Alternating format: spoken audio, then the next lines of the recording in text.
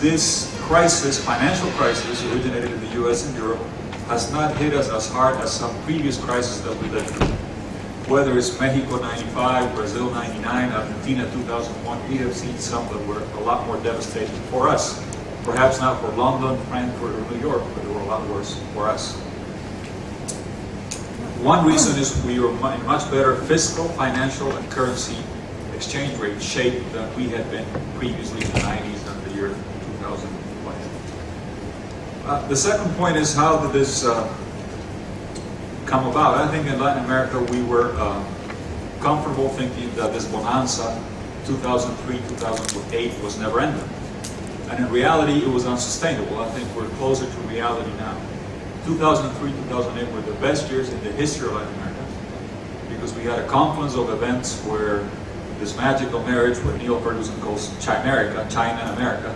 China manufactures, China saves, China has an appreciated exchange rate.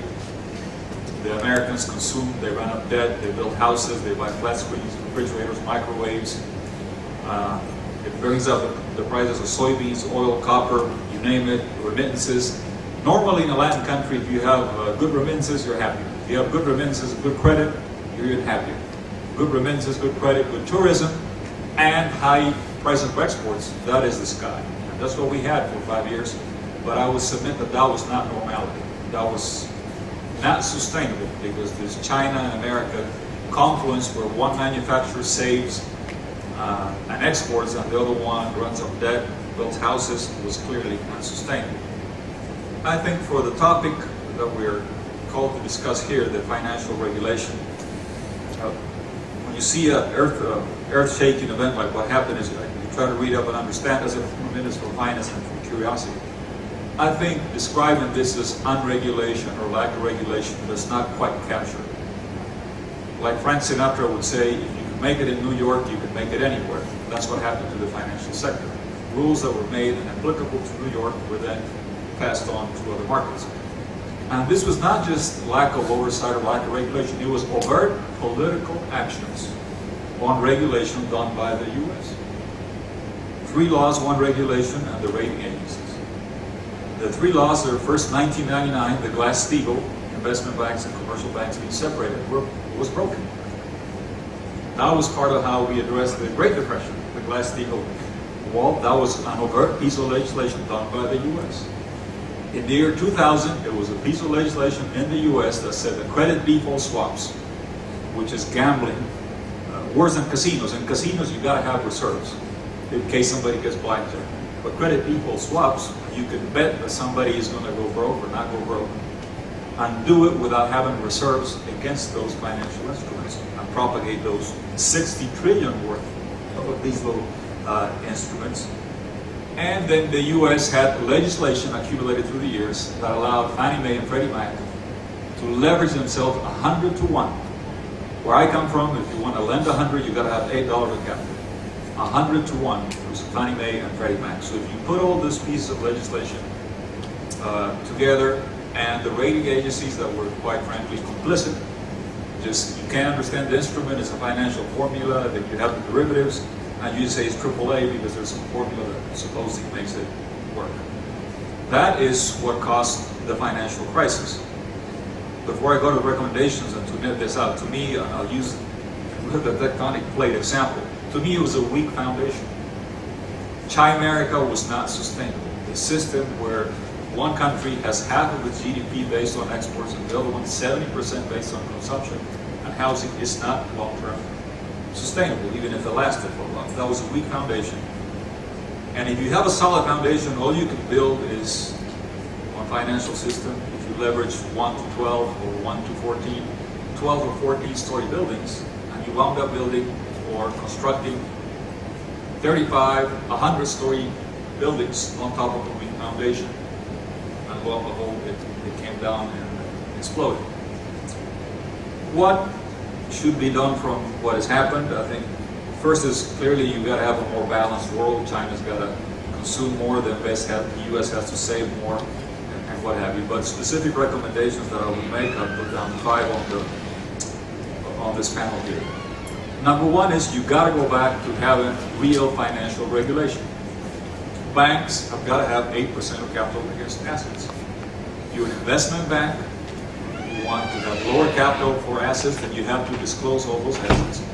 And if you're going to have this hocus pocus products like credit default swaps, which is basically a bet that somebody won't go broke. If you're going to bet, go to Las Vegas. If you're going to issue this as instruments, you have to have cash reserves against financial instruments, like you have for life insurance, like you have for bank deposits, or anything else. And investment and commercial banks we should either have the wall built again, or specific rules and regulations on what type of assets the investment banks can have. But financial regulation, which is what we apply in Latin America, by the way. In Latin America, a finance minister that did not have 8% of capital to assets in a bank would be hanged and shot by the IMF if he was at 7.98%.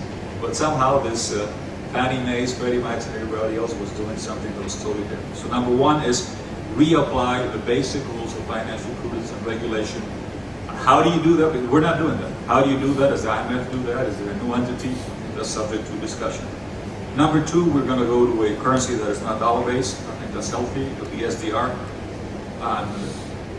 You talk to people in the States that are all leery or concerned because the dollar is weak. If any country had a huge trade imbalance and the financial problems that the U.S. has, and was issuing the amount of debt that it had, it would first have to go to the Paris Club, or I guess it would be the Beijing Club for the U.S., and would have to devalue. Well, that's what's happening, and nothing to be afraid of there. That's exactly what we're doing. And I would caution one point. What Brazil did, I think, is healthy. So long as the dollar is being devalued, and the Chinese keep pegging their yuan to the dollar, you have to tax the inflows of money, because otherwise you're losing competitiveness, because China is our main buyer. If the yuan is not going to appreciate vis-a-vis the dollar is going to continue to be devalued until you get to a world of SDR currency. You're going to have some temporary measures to control inflows. Number three, rating agencies either have to be public services or be paid by somebody who's not the issuer, in my criteria. If I paid you to tell you how good looking I am, I guarantee you I'll pay you enough to make sure that you say that I'm Brad Pitt and I'm married to Angelina Jolie. But that's kind of how the rating agencies work. If you're paid by the issuer, I'll tell you what. You tell my wife. Yeah, there you go. I think rating agencies that are providing sort of a public service, telling people that are not very sophisticated what a bond or a derivative is worth, cannot be paid by the people that are doing the concoctions or creating the instruments. Number four, capitalized regional banks. I think the IMF, what was done was fine, but the ones of us that have dealt with the IMF know that 10 years ago, the IMF, the International Monetary Fund, was really the ABT MF, Argentina, Brazil, Turkey Monetary Fund. It is now the EEMF, the Eastern Europe Monetary Fund. And I think the Eastern Europe situation is going to absorb most of the resources that are being put for the IMF. You're going to be lacking resources for development, roads, infrastructure, social safety nets that are not available in Africa and Latin America. How do you do those? Through conditional cash transfer programs and different social development programs that need the regional development banks to be capitalized. I think we're behind. I don't know about Africa, but we're behind, at least in the Latin America, for the Inter-American Development Bank. And the last point of recommendation, I think if we've learned something, I think the U.S., when it had the crisis, needed to import some Latin American finance minister, former officials that had been through I think they forgot how to handle this. We knew how to do. We had bank runs and bank crises, and the number one thing you learn is you got to be consistent. You can't keep changing the rules. The U.S. totally forgot about that. Because in March 2008, they saved Bear Stearns with a sweetheart deal. In September, here comes Lehman, that's 4 times bigger. They let it crash and burn because they supposed they couldn't do it. And then 2 weeks later or a week later, they come in and rescue AIG that was 5 times bigger than the one that was 4 times bigger than the first one they saved, and they didn't save the second one. Who knew what the rules were? It was totally incomprehensible. And we learned something in Latin America. When you have a crisis, treat all the banks the same. I know if a former chairman of a private bank in Latin America becomes finance minister, saves a small bank, crashes a medium bank, and saves some bigger ones, you'd be accused of crony capitalism, anti-banking, be shot and thrown in jail. But in the U.S., it was that is what happened, and it was contagious. So I think some of the basic recommendations to learn from this crisis are to apply some of this basic financial prudent regulations that, lo and behold, we have applied in underdeveloped countries, and I think they've forgotten to learn.